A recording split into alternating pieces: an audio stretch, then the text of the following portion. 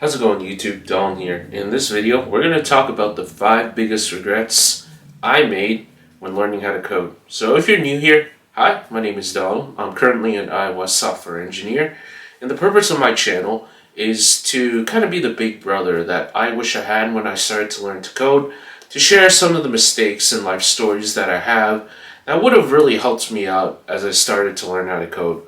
So without further ado, let's get right into it. So the first one is going to be waiting until graduation before starting to apply to positions.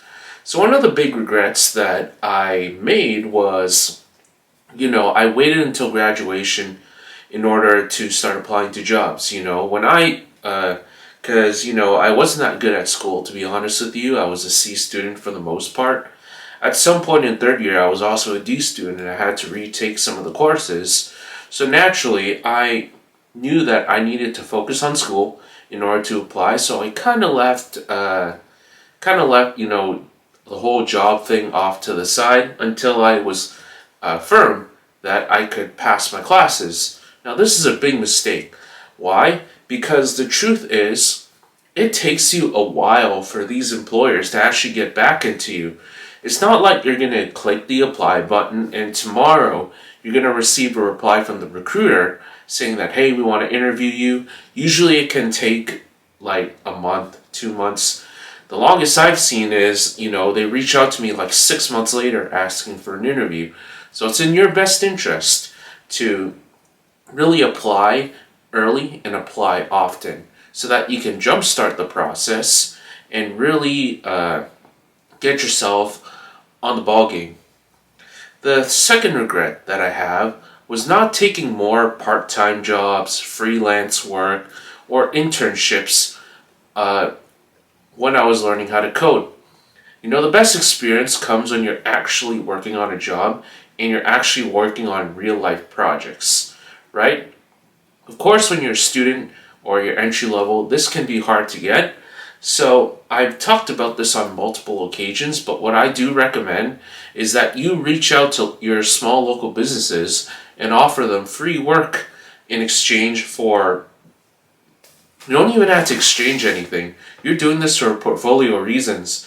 And then if you register an LLC, you basically employ yourself as a software developer at your own LLC. And then you can explain to the interview what that was all about. And this really hits home for me because when I was in college, I worked as an intern for the government of Canada, and they actually offered me to return on a part-time basis. Now, I declined this offer because, I wanted to focus on school. I was a C student at the time, and I thought that if I took this internship, my grades would fall to a D, I wouldn't be able to pass and stuff like that, which is really not a smart decision. If I would have taken it, I would have had like 3 years of experience on my resume coming out of college, right? So job experience is like so much more valuable than, your grades and whatnot. Not to say that your grades aren't important if you're in school, but job experience will trump anything because it's kind of a test for employers to see that you can actually survive in the workplace. Now let's get to number 3, which is learning way too many languages. Now this is a trap that I see a lot of people get into, is they learn way too many languages. Now the problem with this, and I talked about this, is you never get actually good at one language, right? So what you should do instead is you should really niche down and really focus on a language so you can learn it intimately and deeply. Because what I found is after you learn one language, learning other languages is actually pretty easy. But you're not actually ever going to get there if you keep jumping between languages, right? And then another kind of thing that I hear from a lot of people as well is the fact that, if I learn one language, then I'm going to be siloed to that particular field. So it's like, let's just say that I'm learning web development. If I learn web development, then I can't learn back-end development. Well, here's the reality. in this field, there's a lot of positions in demand. It's kind of like dating. Not everyone's going to be your type. You know, I'm an Asian guy. Some people really love Asian guys. Some people really hate Asian guys, right? You're not going to please everyone. And when you try to appeal to the masses, you end up appealing to nobody, right? The man who catches 2 rabbits ends up catching none.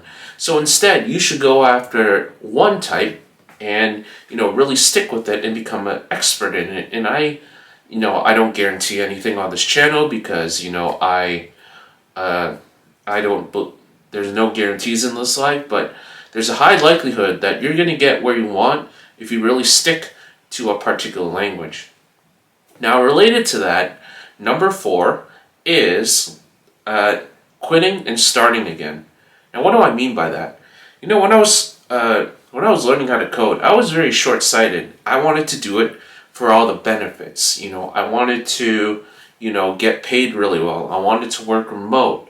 I wanted to, and building interesting projects was like reason number 500. It was mostly about the monetary stuff for me. And what this resulted in is I'd quit a lot, so I'd learn a language, I'd watch a Udemy course, and I'd just drop it, right? And then I'd go back to it later, and this really delayed my development, no pun intended, in terms of learning how to code. Now, if I would have just stuck through that, it would have taken me a lot sooner to actually get a job, right? Now, the last reason and the last regret that I have was not networking enough. When I was going to apply for jobs, what I did was I just cold applied. I went on LinkedIn, I went on Indeed, and I just, kept pressing the apply button. I'd apply to like 50 jobs a day, 100 jobs a day, and I'd get really, really burnt out. I had one version of my resume and I just spam it out. Now, eventually got me a job, but it took me 2 years. Now, if I took a more personalized approach and utilized networking, it would have taken me a lot sooner to actually get a job. The reason for this is because inherently you can't really sell yourself on an interview or through a resume rather. You need to get in the interview room and really showcase your personality, how you communicate with others and stuff like that. Because the truth is, as a junior developer, this is what a lot of companies are really looking for, right? They're looking for, obviously, that baseline knowledge, but they're also looking for, are you pleasant to work with? Are you coachable? Are you teachable? Those are really more important than, your expertise, because you could be the smartest guy in the entire planet. You could be a code whiz kid. But if you're an asshole at work and you like to put people down and nobody likes working with you and you don't take feedback well, at the end of the day, nobody is really going to want to work with you. So, and what does this have to do with networking? What this has to do with networking is you get on the phone with these engineering managers and these recruiters, which are usually the people that are going to be hiring you. You're going to ask for like a coffee chat, ask them a couple questions about the type of team that they're going to build, the kind of projects that they're working on and stuff like that. And just show that you're a good person to work with, right? Instead of just applying with a resume, which doesn't really have a face to the name, you want to get on these informational interviews and really sell yourself that way, right? So, with that being said, I hope this video was helpful.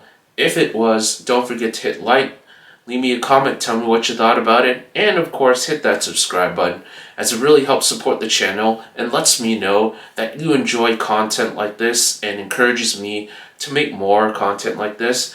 And without further ado, I'll see you on